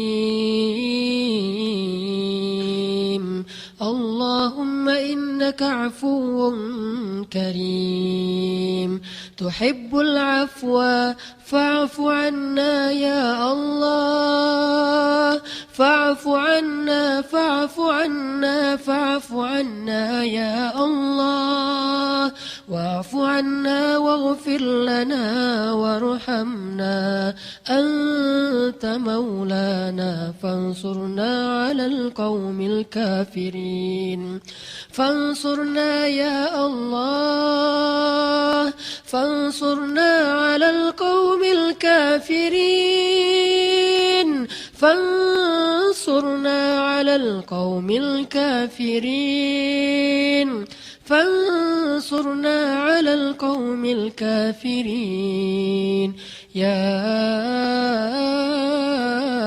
كاشف الضر يا قاضي الحاجات يا قاضي الحاجات يا قاضي الحاجات Ya Allah ya Arhamar Rahimin. Ampunkanlah dosa-dosa kami ya Allah, termasuk kesalahan dan dosa serta kelalaian kami pada saat kami mengikuti taklim hari ini ya Allah. Kelalaian kami yang kadang tidak sengaja kami menjadi orang-orang yang tidak serius dan khusyuk dalam menyimak ayat dan hadis-hadis Rasul-Mu ya Allah. Ampunkanlah kesalahan ucapan-ucapan kami ya Allah. Sungguh tidak ada maksud dalam hati kami untuk mempermainkan agama-Mu ya Allah. Kami hanya kadang lalai, kadang terbawa oleh hawa nafsu, dan kami tetap ingin memahami agama-Mu ya Allah. Maafkanlah kami ya Allah, ampunkanlah kesalahan-kesalahan kami ya Allah. Ya Arhamar Rahimin. Tolonglah kami ya Allah, terutama umat Islam di Indonesia. Bantulah kami ya Allah. Jauhkanlah kami dari kezaliman orang-orang yang zalim, dari kejahatan orang-orang yang dengki, daripada permusuhan orang-orang yang kufur kepadamu ya Allah. Mungkin mereka telah merencanakan kemakaran-kemakaran mereka, yang bahkan rencana makar mereka itu mungkin lebih dahsyat daripada semua rencana-rencana kami ya Allah. Mereka telah merencanakan untuk menghancurkan kaum muslimin mungkin dengan rencana yang sangat-sangat matang. Tetapi Engkau alimul ghuyub, Engkau yang maha tahu segala sesuatu. Tidak ada yang tersembunyi darimu ya Allah. Maka gagalkanlah rencana-rencana orang yang zalim itu, agar mereka tidak mencelakai kami ya Allah. Hanya kepadamu kami berserah diri ya Allah. Kami punya Engkau ya Allah. Kalau mereka punya senjata, mereka punya jabatan, mereka punya segala teknologi, tetapi kami punya Engkau ya Allah. Mereka bisa mengetahui setiap ucapan kami, bahkan di dalam media dan di luar media. Maka Engkau maha mengetahui bahkan di dalam hati hamba-hambamu ya Allah. Engkau lebih dahsyat dari semua teknologi mereka ya Allah. Tolonglah kami ya Allah. Jauhkanlah kami dari pertikaian. Jauhkanlah kami dari konflik. Jauhkanlah kami dari peperangan. Biarkanlah kaum muslimin di Indonesia hidup dalam keadaan damai dan menyebarkan agamanya sesuai dengan ajaran Rasulmu dengan akhlak ya Allah. Jauhkanlah kami dari peperangan seperti Suriah dan Irak, sehingga kami bisa beribadah dengan tenang, kami bisa sholat dengan tenang, kami mengaji dengan tenang, anak-anak kami sekolah dengan tenang, perempuan-perempuan kami keluar rumah dengan tenang. Jauhkanlah bangsa ini dari peperangan dan konflik ya Allah.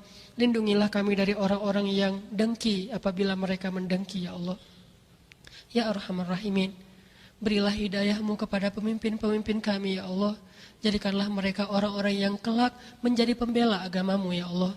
Seperti Engkau memberi hidayah kepada Umar bin Khattab, kepada Khalid bin Walid, kepada Ikrimah bin Abi Jahal. Seperti Engkau memberi hidayah kepada orang-orang yang dulunya memusuhi agamamu ya Allah. Dan kuatkanlah ulama kami, bimbinglah ulama-ulama kami agar mereka menuntun kami kepada yang Engkau ridhai dan menuntun kami kepada kemenangan Islam dengan akhlak-akhlak yang mulia ya Allah. Ya Allah, tenangkanlah hati kaum muslimin, matangkanlah jiwa kaum muslimin, bimbinglah fikiran kaum muslimin sehingga kami tidak terbawa oleh emosi sesaat dan membuat kerusakan serta kerugian bagi diri kami sendiri ya Allah. Jadikanlah kemarahan kami sebagai semangat untuk kami lebih rajin dalam berdakwah dengan ajaran-ajaran Nabi-Mu ya Allah. Jadikanlah kemarahan kami sebagai semangat untuk kami lebih banyak berbuat sesuatu yang konkret demi kemaslahatan kaum muslimin, kemaslahatan bangsa Indonesia, agar kami lebih semangat lagi untuk membantu orang-orang miskin, semangat lagi untuk membantu orang-orang yang sakit, lebih semangat lagi untuk membantu orang-orang yang putus sekolah, lebih semangat lagi untuk menyekolahkan anak-anak kami, lebih semangat lagi dalam beramal soleh, mengajak teman-teman kami agar terhindar dari pergaulan bebas, terhindar dari kriminal, terhindar dari narkoba. Jadikanlah kemarahan-kemarahan kami sebagai energi dan semangat bagi kami untuk melakukan sesuatu yang memperbaiki bangsa ini, bukan justru menambah kerusakan bangsa ini ya Allah. Ya Arhamar Rahimin, bimbinglah kami, ajarkanlah kami, sesungguhnya kami hamba-hambamu yang bodoh ya Allah. Ya Arhamar Rahimin, seiring bertambahnya ilmu kami dengan taklim-taklim ini, maka perindahlah akhlak kami ya Allah. Janganlah Engkau jadikan kami termasuk orang-orang yang justru kehilangan akhlak setelah kami belajar agama ya Allah. Janganlah Engkau biarkan kami menjadi orang yang kehilangan akhlak justru setelah kami berhijrah ya Allah. Janganlah Engkau biarkan kami kehilangan akhlak justru ketika kami rajin sholat berjamaah, karena itu justru pasti akan menjadi fitnah yang lebih besar terhadap agamamu ya Allah. Mereka akan berkata, lihatlah orang-orang yang rajin sholat, ternyata mereka tidak menjaga akhlaknya. Sehingga justru gara-gara kami rajin sholat dan tidak menjaga akhlak kami, orang akan meremehkan agamamu ya Allah. Bukan karena agamamu hina, tetapi karena kami sebagai pemeluk agamamu yang belum sempurna. Ya Arhamar Rahimin, sebagaimana Engkau mengajarkan kami tentang akidah dan ibadah, ajarkan kami pula tentang akhlak Rasulmu Sallallahu Alaihi Wasallam. Ya Arhamar Rahimin, perindahlah akhlak kami kepada orang tua kami.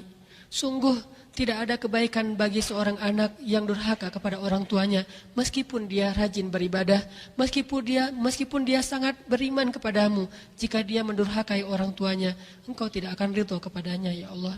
Perbaikilah akhlak kami kepada orang tua kami. Perbaikilah akhlak kami kepada pasangan kami. Jadikanlah kami suami yang melindungi dan menjadi teladan baik bagi istri-istri kami. Dan jadikanlah kami istri yang taat dan sabar kepada suami kami. Ya Arhamar Rahimin, perbaikilah akhlak kami kepada tetangga kami. Janganlah Engkau biarkan ada tetangga yang sakit hati karena perangai-perangai buruk kami. Janganlah sampai ada seorang tetangga yang berdoa dalam keadaan terzolimi karena dosa-dosa kami, ya Allah. Perbaikilah akhlak kami kepada teman-teman kami. Meskipun mungkin mereka beda agama dengan kami. Mereka masih di dalam kebatilan. Dan kami dengan hidayah-Mu sudah berada di dalam kebenaran. Meskipun mereka mungkin belum berhijrah, tetaplah Engkau jaga akhlak kami kepada mereka. Mudah-mudahan dengan akhlak yang baik, mereka akan mau berhijrah dan bertobat dan kembali kepadamu, ya Allah. Ya Arhamar Rahimin. Bantulah kaum muslimin di seluruh dunia, di Suriah, di Palestina, dan jadikanlah mereka negara yang aman, sehingga mereka bisa beribadah dengan baik, sehingga mereka bisa sekolah dengan baik, sehingga mereka bisa mendapatkan kembali hak-hak mereka dengan sempurna. Ya Arhamar Rahimin. Berilah hidayah kepada pemuda-pemuda Islam di Bandung, pemuda-pemuda Islam di Indonesia. Bangkitkanlah Islam di Indonesia di tangan anak-anak muda yang cerdas, anak-anak muda yang kreatif, anak-anak muda yang humanis, anak-anak muda yang taat kepadamu, ya Allah.